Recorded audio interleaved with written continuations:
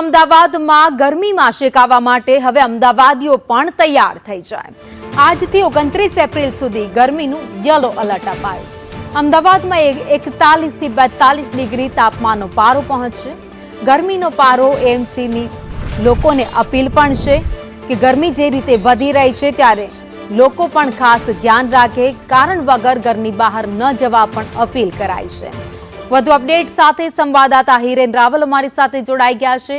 હિરેન, અમદાવાદ સહિત ગુજરાતભરમાં કાળઝાળ ગરમી પડવાની છે. જો કે કોર્પોરેશન તરફથી લોકોને અપીલ કરાઈ છે કે જરૂર ના હોય તો ઘરની બહાર જવાનું ટાળે.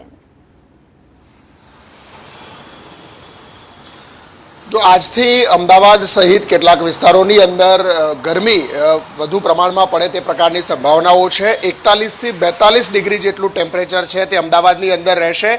23 તારીખથી લઈ અને 29 તારીખ સુધીની આ આગાહી કરવામાં આવી છે.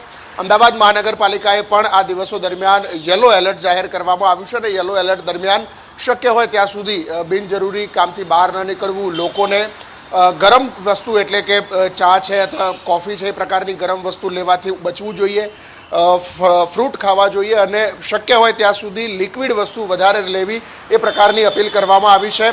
અમદાવાદ કોર્પોરેશન તરફથી આ જાહેરાત કરવામાં આવી છે અથવા તો માર્ગદર્શિકા આપવામાં આવી છે.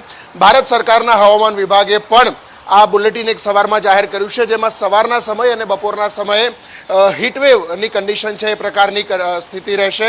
ન માત્ર ગુજરાત પરંતુ બંગાળ, રાજસ્થાન સહિતના કેટલાક રાજ્યોની અંદર પણ આ પ્રકારની હીટવેવની પરિસ્થિતિનું હવામાન વિભાગના ભારત સરકાર દ્વારા આગાહી કરવામાં આવી છે.